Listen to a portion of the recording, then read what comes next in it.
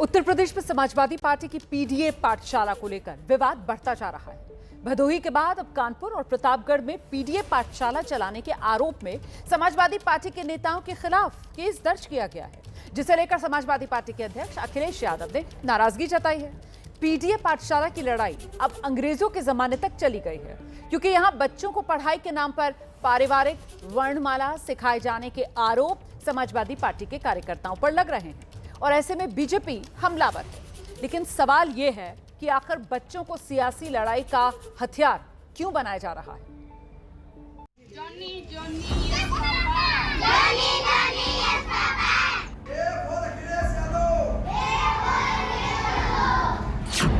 ये समाजवादी पार्टी की पीडीए पाठशाला है।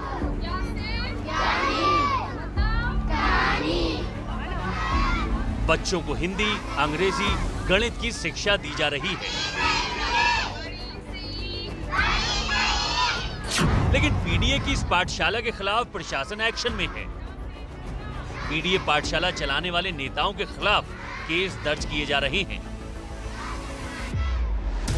अब सवाल ये है कि सरकार को पीडीए पाठशाला से क्या परेशानी है? क्यों एसपी नेताओं के खिलाफ केस दर्ज किए जा रहे हैं?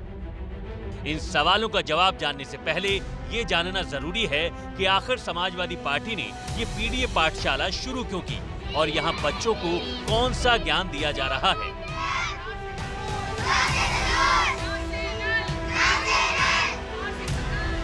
इन सवालों का जवाब जानने के लिए 2 महीने पीछे चलना पड़ेगा।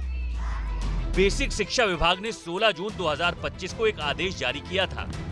इसमें यूपी के हजारों स्कूलों को बच्चों की संख्या के आधार पर नजदीकी उच्च प्राथमिक या कंपोजिट स्कूलों में मर्ज करने का निर्देश दिया था।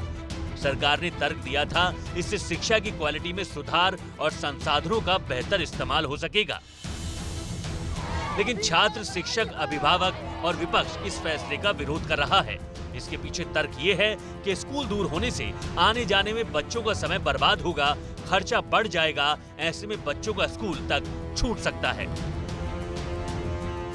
देखिए, यहाँ से दूर है जो दूसरा स्कूल है जहाँ पर इनका मर्जर स्कूल है, वो यहाँ से दूर है। आप सोचिए, जब इतनी बड़ी संख्या में जो पास का स्कूल था बच्चे वहाँ नहीं आ पा रहे थे, तो आप कल्पना करिए कि दूर कैसे जाएंगे ये बच्चे पढ़ने के लिए। जब अगर मान लीजिए 1 किलोमीटर का डिस्टेंस है, जब वो 1 किलोमीटर के डिस्टेंस पे नहीं आए तो वो 5 किलोमीटर के डिस्टेंस पे क्यों जाएंगे? तो साफ तौर पर शिक्षा न देनी पड़े बच्चों को, इसलिए स्कूल को मर्जर कर दिया है। कितने दिन पहले बंद हुआ? बहुत दिन हो गया। तो फिर आप लोग जहाँ भेजा गया वहाँ नहीं जा रहे? नहीं, बहुत दूर है। कितना दूर होगा यहाँ से? 6 मील दूर है, इसीलिए यहाँ पे मैम पढ़ाती हैं तो हम लोग आते हैं। समाजवादी पार्टी भी सरकार के स्कूल मर्जर के फैसले का विरोध कर रही है। इसी कड़ी में पार्टी के मुखिया अखिलेश यादव ने जिन स्कूलों को बंद कर उनको दूसरी जगह शिफ्ट किया जा रहा था, अपने कार्यकर्ताओं से वहां पीडीए पाठशाला खोलने का आह्वान किया। फिर क्या था, अपने नेता का निर्देश मिलते ही पार्टी कार्यकर्ताओं ने अलग अलग जिले में पीडीए पाठशाला खोलनी शुरू कर दी। नेता शिक्षक बन गए और शुरू हो गई पीडीए पाठशाला। 3 5 15 यहाँ तक तो सब ठीक था, पीडीए पाठशाला चल रही थी, बच्चे पढ़ रहे थे, लेकिन इसमें ट्विस्ट तब आया जब पीडीए पाठशाला में समाजवादी पार्टी के नेता बच्चों को A for Apple, D for dog और M फॉर मंकी पढ़ाते पढ़ाते A for Akhilesh, D for Dimple और M फॉर मुलायम पढ़ाने लगे।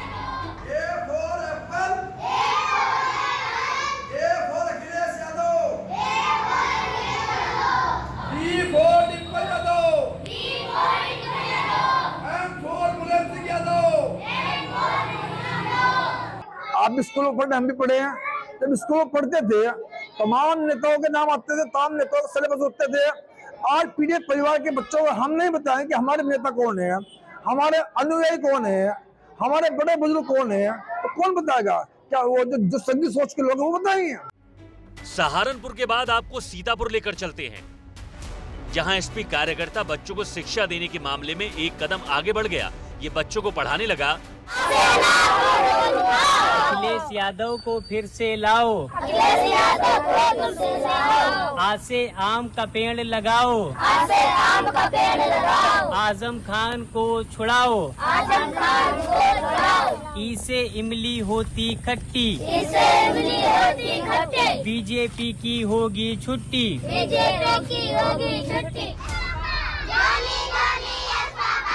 देखिए और सोचिए कैसे नेता शिक्षा के कखहरे के सहारे अपनी सियासत की वर्णमाला तैयार कर रहे हैं। लेकिन कहानी इतनी भर नहीं है। कुछ नेता तो बच्चों को पढ़ाते पढ़ाते इन्हें अपना वोट बैंक समझ बैठे। इनके सामने माइक हाथ में लेकर भाषण देना शुरू कर दिया। इस दौरान उनके साथ के कुछ लोग बच्चों के हाथ में बैनर पकड़ाते तक नजर आए।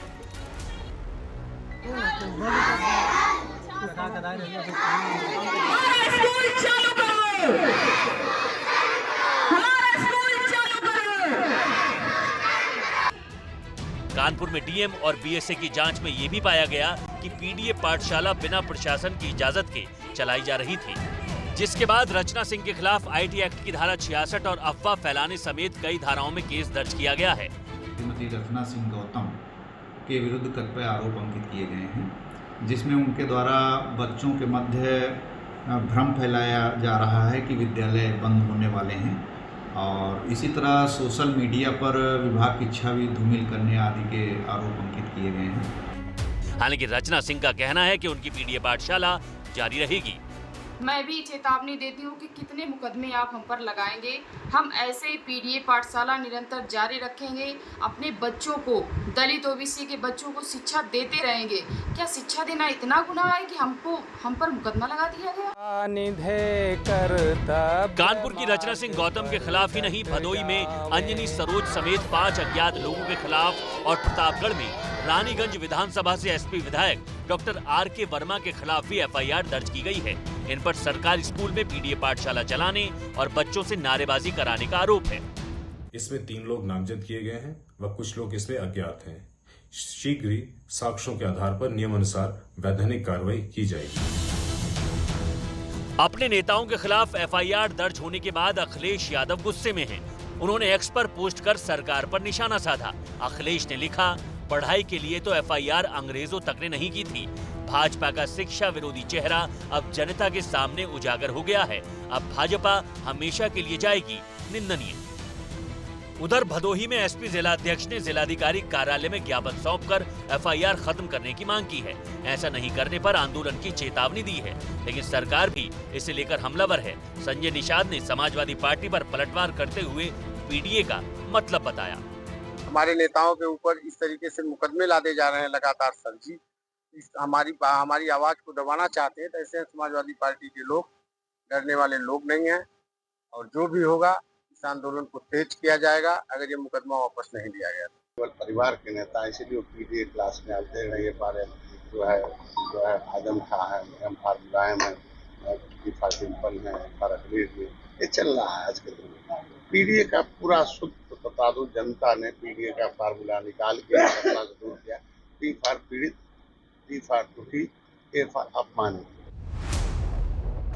इस बार पलटवार और समाजवादी पार्टी की पीडीए पाठशाला के बीच यूपी में प्राइमरी स्कूलों के मर्जर पर सरकार ने बड़ा फैसला लिया है।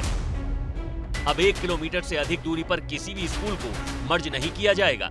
इतना ही नहीं, अगर किसी स्कूल में 50 या इससे ज्यादा छात्र हैं तो उसे भी मर्ज नहीं किया जाएगा। अपने समय में जब उनको अवसर दिया गया, कई बार अवसर दिया गया, उन्होंने शिक्षा के बच्चों के अधिकार को उन लोगों ने छीनने का काम किया। बच्चों को बेहतर सुविधाएं न उपलब्ध कराने का उन लोगों ने काम किया और आज जब बच्चों के उनके बेहतरीकरण के लिए, उनके हित के लिए कार्य किया जा रहा है तो ये लोग उस पर प्रश्न उठा रहे हैं। इसमें कोई शक नहीं कि सरकार बच्चों को अच्छी शिक्षा देना चाहती है, तो समाजवादी पार्टी भी बच्चों के भविष्य की बात कर रही है। लेकिन उसके कुछ नेता शिक्षा की आड़ में जो सियासी चैप्टर ओपन कर रहे हैं, उस पर सूबे की सियासत जोर पकड़ रही है।